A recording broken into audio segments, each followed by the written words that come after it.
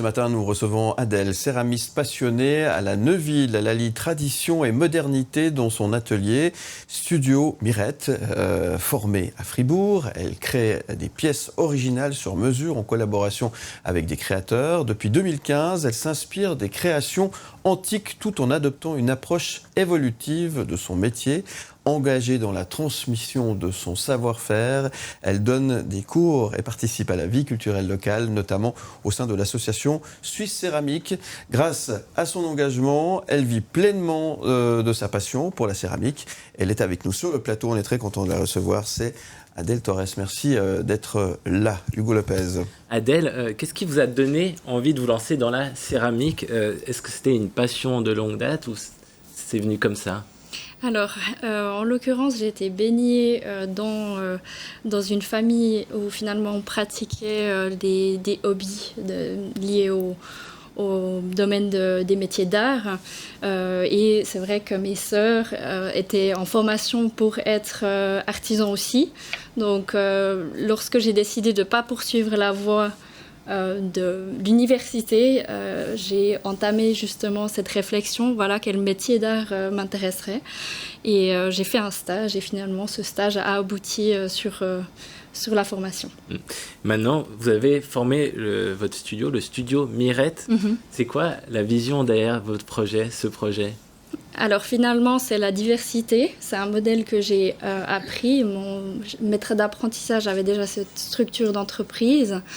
Après, au début, c'est se lancer, créer l'infrastructure, l'identité de marque, et puis après, voilà, avec les cours. Vous donnez des cours. Voilà, c'est transmettre le savoir-faire, et puis avec le sur-mesure, continuer la formation de ce savoir-faire, évoluer. Vous avez des magnifiques pièces sur le plateau. Très beau, hein. Comment ça se déroule, la fabrication d'une pièce ? Vous devez la modeler, la peindre, la chauffer ? Comment ça se passe ? Alors, il y a environ une dizaine d'étapes pour fabriquer. Voilà. C'est un processus qui est long. Parfois, on a de la peine à se projeter entre le séchage, la fabrication, les cuissons. C'est 4 à 8 semaines environ. Et puis, pour lancer un four, on ne va pas lancer un four pour une pièce. Donc, il faut remplir ce four. Ouais. C'est là aussi que les cours interviennent, où je peux lancer une cuisson parce que j'ai suffisamment de pièces à l'atelier. Voilà. Des créations, des créations antiques. On a l'impression que, ces créations, vous inspirez de ces créations antiques et vous leur donnez une couche de modernité. Est-ce que vous êtes d'accord avec C'est ça, oui. Effectivement, l'objet, j'ai rien inventé dans le processus de fabrication. En l'occurrence, c'est des choix créatifs. Au début, pour acquérir ce savoir-faire, j'ai décidé de tourner uniquement ces pièces et un cadre très fixe, l'argile noire, avec un émail transparent. Voilà. L'émail transparent, c'est ce qui fait briller la pièce, c'est ça ? Exactement. Donc ici, on est sur du grès. Ça signifie que la pièce comme dans la masse est étanche, peut aller au lave-vaisselle. Donc c'est prioritaire pour moi. Et puis après, le côté rugueux pour l'extérieur, c'était acceptable pour moi. Mais l'intérieur, ça devait quand même être nettoyable facilement à la main, quoi. Concrètement, je vois les petites tasses. Comment ça se passe ? C'est quoi la première étape ? Alors, c'est recycler la terre des productions précédentes. Ensuite, c'est le tournage, donc le tour à potier. C'est ce qu'on voit avec les mains quand il y a la pièce qui tourne. Exactement. Ça a l'air très facile à faire et je pense qu'en réalité, c'est extrêmement compliqué. Oui. Vous avez regardé le film Gosse, vous, hein ? Oui, voilà.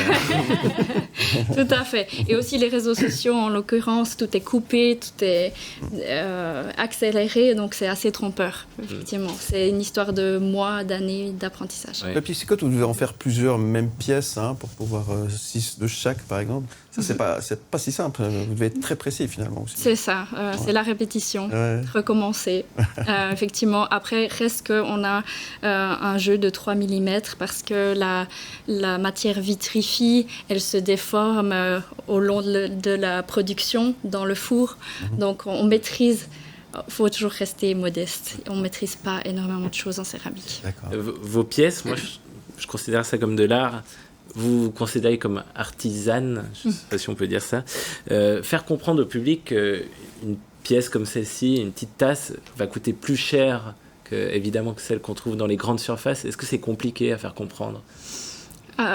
Après, moi, je ne suis pas dans une démarche pédagogique. Je veux pas éduquer les gens. Donc, ils viennent parce qu'ils sont déjà intéressés et comprennent le processus aussi à travers les médias, les réseaux sociaux.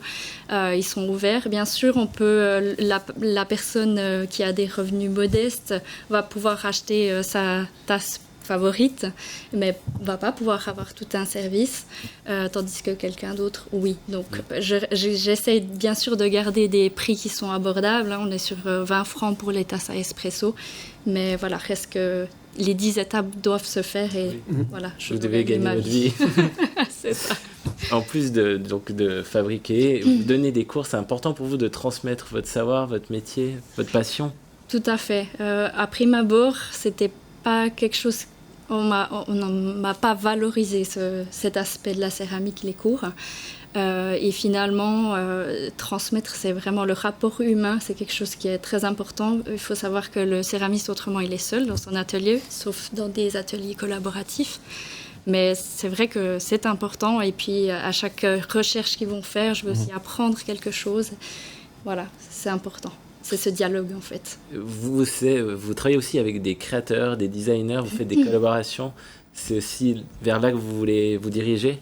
Oui, alors ça, c'est une partie, bien sûr, parce qu'il y a une partie expérimentale.